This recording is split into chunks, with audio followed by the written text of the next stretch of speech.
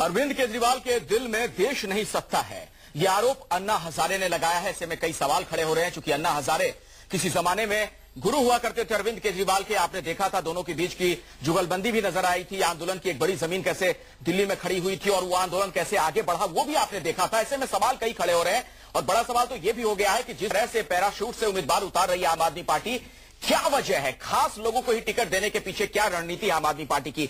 बात करने के लिए कई खास मेहमान हमारे साथ लगातार बने हुए। नलिन कोहली बीजेपी से हैं, रागिनी नायक कांग्रेस से हैं और गोपाल राय आम आदमी पार्टी के नेता है हमारे साथ। पुरुषोत्तम अग्रवाल जी स्टूडियो में है। पुरुषोत्तम जी, सेगमेंट की शुरुआत में आपसे करना चाहता हूं, क्या आम आदमी पार्टी आम आदमी जो शब्द है इसकी ब्रांडिंग कर रही है, प्रतीक के तौर पर इसे इस्तेमाल कर रही है?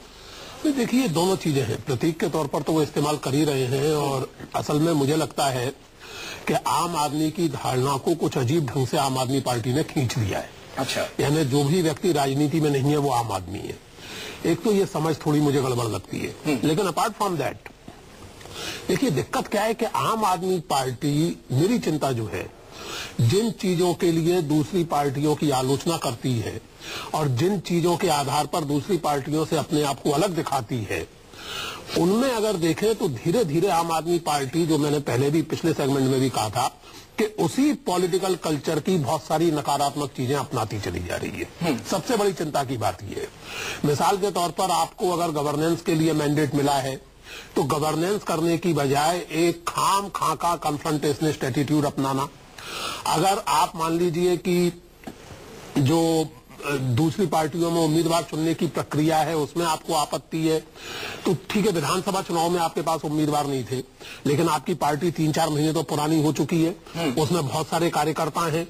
अभी तक किस साधारण सामान्य कार्यकर्ता को आपने टिकट दिया जी? तो ये सवाल उठते हैं और अगर आम आदमी पार्टी इन सवालों को फेस नहीं करती है और हर आलोचना को निंदा मान करके डिसमिस करती है तो फिर वो उनकी मर्जी है और उनका जवाब देता हूं। गोपाल राय जी आम आदमी पार्टी के वरिष्ठ नेता है, हमारे साथ लगातार बने हुए। गोपाल राय जी, कहीं ऐसा तो नहीं कि आप लोग का मकसद अब सिर्फ चुनाव जीतना होता जा रहा है, इसीलिए आप ऐसे चेहरों पर ही दाव लगा रहे हैं जो मशहूर हो, जो बड़ा नाम हो, जो खास हो? नहीं, देखिए, इसका पूरा दो हिस्सा है। एक हिस्सा ये है कि आम आदमी पार्टी, जैसा मैंने पहले भी कहा था, आम आदमी पार्टी, जैसा पुरुषोत्तम जी ने कहा, कि एक ऐसा मसला बन गया है कि जो लोग राजनीति में नहीं है वो आम आदमी है। सवाल एक दूसरा भी परसेप्शन है कि जो मतलब जिसको सबसे जो गरीब आदमी है, जो कुछ नहीं कर सकता, वो केवल आम आदमी है। सवाल एक लड़ाई का, एक मकसद के लिए आम आदमी पार्टी बनी है और उस मकसद में जो पहली लिस्ट अभी आई है वो आई है उन दिग्गजों के खिलाफ जिन्होंने इस राजनीति के तंत्र को गंदा कर रखा है।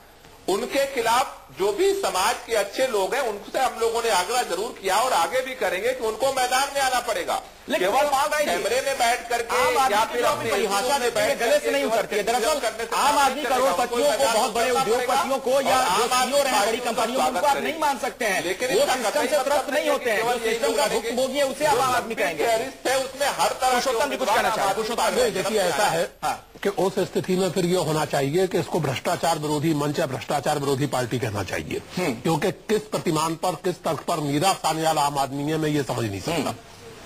आपने बिल्कुल ठीक कहा कि आम आदमी की जो वास्तविक दिक्कतें हैं, रोजी रोटी से लेकर के सरकारी कार्यालय में होने वाली समस्याओं तक, उनसे मीरा सान्याल जैसे लोगों को नहीं गुजरना पड़ता और वो उस अर्थ में आम आदमी नहीं है। दूसरी बात यह कि जो गोपाल राय जी ने भी कहा, उसमें मुझे एक बहुत इंटरेस्टिंग बात ये लगती है कि आपने असल में उम्मीदवारों के खिलाफ उम्मीदवार घोषित किए हैं। ये बहुत रोचक स्थिति है। यानी मिसाल के तौर पर अगर मान लीजिए कि कपिल सिब्बल चांदनी चौक से चुनाव ना लड़े तो उस स्थिति में आज तो उसका भी चुनाव क्षेत्र बदल जाएगा। मान लीजिए कि अगर राहुल गांधी अमेठी से चुनाव ना लड़े तो इनकी उम्मीदवार का भी चुनाव क्षेत्र बदल जाएगा। ये भी थोड़ी अजीब स्थिति है, इंडिविजुअलिस्टिक मामला। नलिन कोहली कुछ कहना चाह रहे हैं? हाँ नलिन, बोलिए।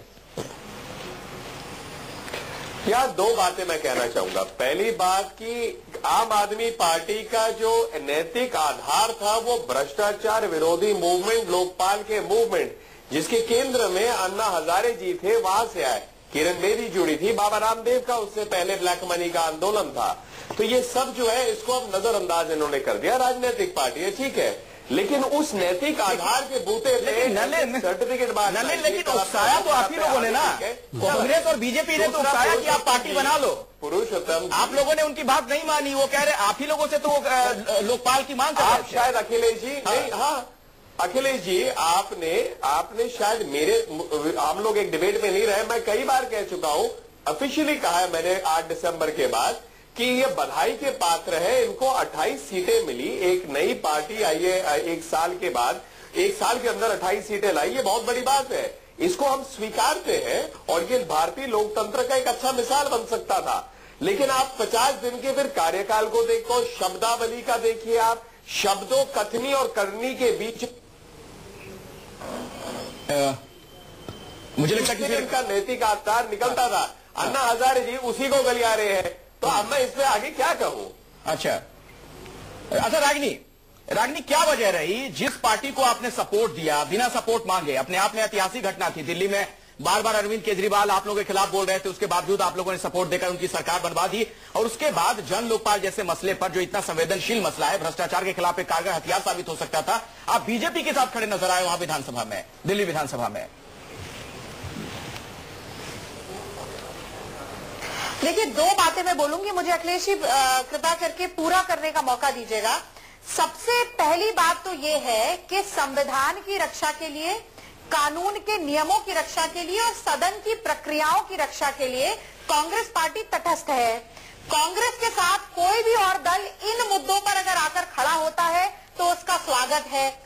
बीजेपी के साथ जो हमारी वैचारिक दूरियां हैं वो हमेशा रही हैं और आगे भी बनी रहेंगी, पहली बात। दूसरी बात, लोकपाल बिल संसद में पारित हुआ किस वजह से? यूपीए सरकार, कांग्रेस पार्टी, कांग्रेस के शीर्ष नेतृत्व ने विपक्ष की पार्टियों से भी बात की, एक आम राय बनाई, एक संवाद स्थापित किया, विशेषज्ञों की राय ली, चाहे वो कानूनी विशेषज्ञ हो या संविधान से संबंधित विशेषज्ञ हो। क्या ऐसी कोई भी कोशिश, ऐसी कोई भी पहल आम आदमी पार्टी ने या दिल्ली की सरकार ने या केजरीवाल जी ने की? यदि उनकी सच में मंशा ये होती है पास हो जाए, इसी से सवाल भी खड़े हो रहे हैं, रुकावटें नहीं आती, इसी से सवाल खड़े हो रहे हैं गोपाल राय जी। एक बात और मुझे जोड़ बिल्कुल छोटे हैं, बोलिएगा रागिनी। हाँ, एक बात मुझे और जोड़ देने दीजिए। हाँ, बिल्कुल कम समय में बोलूंगी। इसीलिए आज मैं ये बात कहना चाहती हूँ कि जन लोकपाल केवल बिल नहीं है, एक मुद्दा है, ऐसा ज्वलंत मुद्दा है जिसे अरविंद केजरीवाल खत्म नहीं होने देंगे, क्योंकि उसी के साथ उनकी राजनीति जुड़ी हुई है और राजनीति नहीं, वो तो बार बार कह भी रहे हैं कि मैं जन लोकपाल के लिए राजनीति में आया हूँ। राजनीति आखिरकार वो सत्ता उनका मकसद नहीं। अरविंद केजरीवाल कैसा कहना है? उनका कहना है कि उनके भ्रष्टाचार के खिलाफ एक कारगर हथियार चाहिए और आप लोगों ने वो हथियार उन्हें नहीं दिया, इसलिए वो राजनीति में आए। गोपाल राय जी, ये एक बड़ा आरोप आप लोगों पर लग रहा है और लगता रहेगा भविष्य में भी। आप लोगों ने कंसेंसस बनाने की कोशिश क्यों नहीं की सदन में? जानबूझकर शहीद क्यों हो गए? रण छोड़ वाली मुद्रा में आप लोग दिखे वहां पर विधानसभा में। देखिए, पहली बात यह है कि जन लोकपाल का मुद्दा कोई दिल्ली विधानसभा तक का मुद्दा नहीं है। भारत के अंदर जन लोकपाल को लेकर के एक राष्ट्रव्यापी आंदोलन हुआ।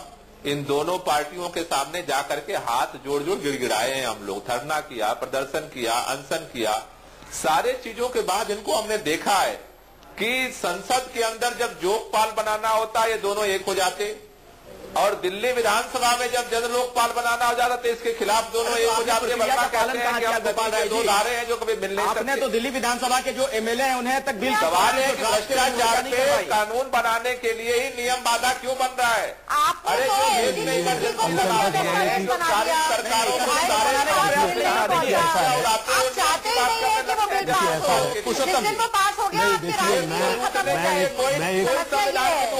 मैं एक नागरिक की हैसियत से करो, इन बातों में पॉलिमिकल होने से कोई फायदा नहीं है। संविधान देखिए, ऐसा है, संविधान का बहाना। एक मिनट गोपाल राय जी, मैं आपके पास आता हूं। मेरा एक अलग सवाल है, नागरिक की हैसियत से ये बात कहना चाहता हूं कि अगर आप लोकतंत्र में ऐसे विषयों पर जिन पर आम राय बन सकती है, आम राय नहीं बनाना चाहते, तो कहीं ना कहीं लोकतंत्र के प्रति आपकी नियत में खो है। एक बात। दूसरी बात ये कि बाकी चीजें अपनी जगह, एक तो प्रोसीजरल टेक्निकलिटी की आप परवाह नहीं कर रहे कि उप राज्यपाल की अनुमति लेनी चाहिए। दूसरे, जिस बिल को आप इतना महत्वपूर्ण मानते हैं उसे दिल्ली विधानसभा के सदस्य पढ़ सके, इसके लिए कितना समय आपने दिया? कितनी देर पहले आपने वो बिल उपलब्ध कराया? हर बात के लिए कांग्रेस भाजपा के अलायंस को दोषी ठहरा देने का मैं आपका सवाल समझना चाहता हूं। दरअसल कहा यह जा रहा है कि जो तस्वीर देखने को मिली दिल्ली विधानसभा में और जिस तरह से शहादत की मुद्रा में केजरीवाल आए, पलायनवादी उनका चेहरा देखने को मिला है। ऐसे में क्या आने वाले दिनों में आपको लगता है कि आम आदमी पार्टी को उसका नुकसान होगा? क्योंकि दिल्ली में खास तौर पर एक सर्वे के नतीजे बताते हैं कि मोदी के जो समर्थक थे, नरेंद्र मोदी के, वैसे करीब 30% वोट पड़े थे अरविंद केजरीवाल को। क्या वो दोबारा जाएंगे केजरीवाल के पास? नहीं, मुझे ये नहीं पता कि वो क्या करेंगे, लेकिन देखिए भाजपा और कांग्रेस, खास करके भाजपा की बेचैनी का कारण यही है प्रिसाइसली कि कांग्रेस के प्रति और यूपीए की सरकार के प्रति जो असंतोष था, जिसको वो सहज रूप से ये मान के चल रहे थे कि उसका लाभ उन्हें मिलेगा। आप आम आदमी पार्टी के प्रशंसक हो, निंदक हो, आलोचक हो, लेकिन ये तो सच्चाई है कि उस सत्ता विरोधी भावना में एक चंक तो अब आम आदमी पार्टी के साथ जा रहा है और वो कांग्रेस को भी नुकसान पहुंचाएगा और भाजपा को भी नुकसान पहुंचाएगा। तो देखिए, दिक्कत ये है कि हर चीज को अगर आप लोकप्रियता के पैमाने पर जांचें, तो मैं ये बात बारंबार कह चुका हूं, फिर लोकतंत्र चल नहीं सकता। हर चीज केवल लोकप्रियता और नंबर्स में नहीं आंकी जा सकती। तो मैं इस बारे में कोई भविष्यवाणी नहीं करना चाहता कि इस कदम का आम आदमी पार्टी को लाभ होगा या नहीं होगा, लेकिन आम आदमी पार्टी को थोड़ी अधिक गंभीरता और परिपक्वता से काम करना चाहिए, ये मैं जरूर मानता हूं। हाँ, नलिन बोलिए नलिन। मुझे लगता है यहाँ विषय अलग हो जाता है। लोकपाल अब एक विषय नहीं रहा, क्योंकि लोकपाल पार्लियामेंट ने पास कर दिया। 1 साल के अंदर में हर राज्य को लोकायुक्त एस्टैब्लिश करना पड़ेगा। इनकी जो शहादत थी और जिस प्रकार से इन्होंने अपनी सरकार जानबूझ के गिराई, चर्चा नहीं कराया, पास नहीं कराया, ये शहादत इसलिए ताकि ये कह सके हम तो करना चाहते थे। ये जनता को गुमराह करने वाली बात है। लोकपाल दिल्ली में आ नहीं सकता था। यदि ये चाहते थे तो ये बन सकती थी बात, ये चाहते नहीं थे। तो इसीलिए मैं कह रहा हूं ये इनको विषय किसी तरह रखना है, क्योंकि इनका कोई नैतिक आधार नहीं रहा। लेकिन नलिन, अन्ना हजारे ने एक बात और भी कही है, बार बार दोहरा रहा हूं। नलिन, मेरा एक सवाल सुन लीजिए। अन्ना हजारे ने एक बात और भी कही है। जन लोकपाल के मसले पर उन्होंने तमाम पार्टियों को कटघरे में खड़ा करते हुए कहा कि आप लोगों की मंशा भी सवालों के घेरे में है। अगर सही मंशा होती, आपको लगता है कि जन लोकपाल सही है, तो आप उसको पास करवाने के लिए कोशिश करते, ना कि विरोध में जो तमाम वहां पर ड्रामे देखने को मिले विधानसभा के अंदर, दिल्ली विधानसभा के अंदर। मैं आपको बहुत अच्छा उदाहरण देता हूं इसका। यदि मैं एक बंदूक उठा के आपके सर पे डाल देता हूं और कह देता हूं कि अब आप मेरी बात मान लीजिए, और फिर आप जो है मुझे रेजिस्ट करते हैं और मैं फिर बाद में हट जाता हूं और कहता हूं भाई मैं तो कराना चाहता था लेकिन हुआ नहीं, आपने बिल 12 बजे रात को क्यों भेजा? आम आदमी पार्टी, केजरीवाल जी 12 बजे रात, ये कोई झूठ, ये असेंबली है भाई, कोई मतलब यहाँ पे डॉक्टर हर्षवर्धन मंत्री रह चुके हैं, विधायक दल के हमारे नेता है, क्या वो कोई बात, कोई सुझाव ही देते? कांग्रेस पार्टी के विधायकों को रात को 12 बजे क्यों भेजा? गोपाल राय जी मानेंगे? समर्थन था। गोपाल राय जी आप मानेंगे? आप लोग पारदर्शिता की वकालत करने वाले लोग, इतनी गोपनीयता आप लोगों ने क्यों बरती इस मामले में? सबसे ज्यादा गोपनीयता इस मामले में आप लोगों ने बरती है। हर चीज पर रायशुमारी की दुहाई आप लोग देते हैं। यहां भी तो रायशुमारी करा लिए होते आप लोगों से, और जाके कम से कम जो मेंबर है वहां पर लेजिस्लेटिव असेंबली के एमएलए जो है, उनको तो इसकी बिल की कॉपी मिलनी चाहिए थी ना। देखिए, पहली बात, आपको क्या लगता है अखिलेश जी की बिल की कॉपी नहीं गई इसलिए विरोध हुआ? अरे आपने जिस तरह का सम्मेलन देखा, कांग्रेस भाजपा का ग्रैंड अलायंस सामने आया। अरे इनकी मंशा होती तो मोदी जी देश भर घूम रहे हैं, गुजरात में क्यों नहीं बना देते कानून? मंशा होती तो साफ दिख जाता। अगर मंशा होती कांग्रेस की तो इतने बड़े आंदोलन की जरूरत नहीं पड़ती। आम आदमी पार्टी तो दिखती भी नहीं, दुनिया जानती भी नहीं कोई आम आदमी पार्टी भी इतिहास में है।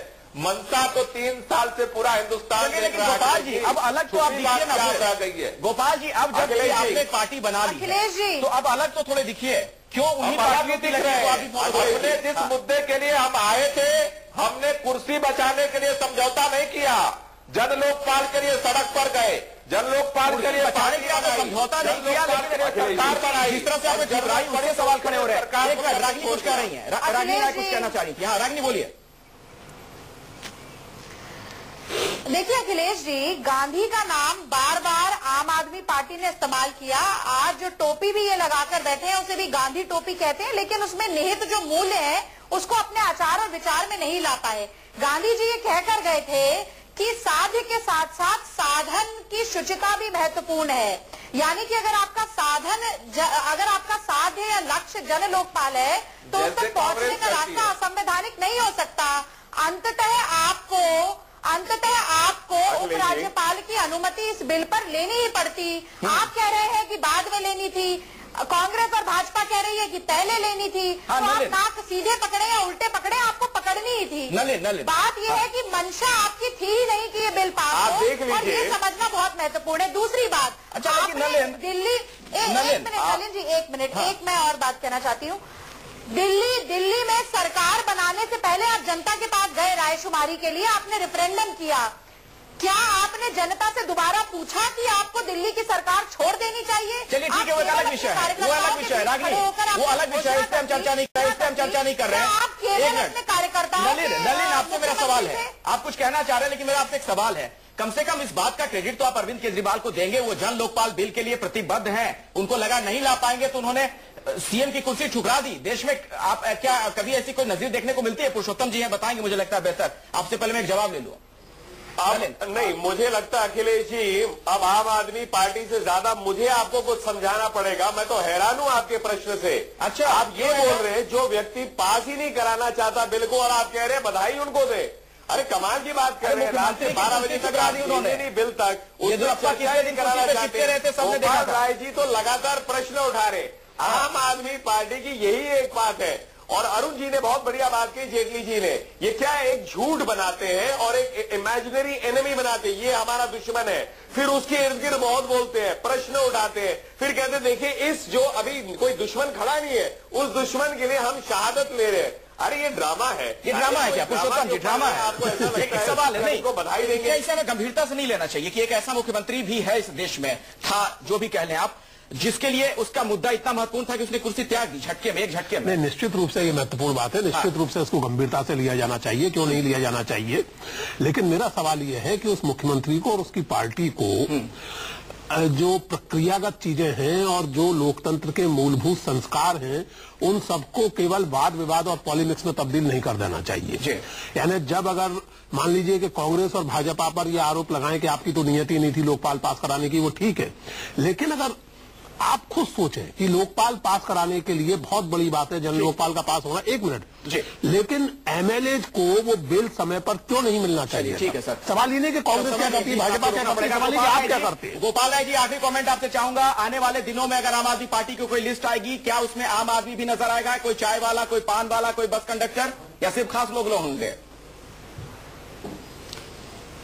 अभी 20 लोगों की जो लिस्ट जारी हुई है उसको भी सारे 20 को पढ़ लेंगे, उसमें बहुत सारे मेरे पास है सर, पूरी 20 लोगों की बहुत लिस्ट सारे है, तो प्रोफाइल बता दूंगा, ढाका कौन है आप नहीं जानते।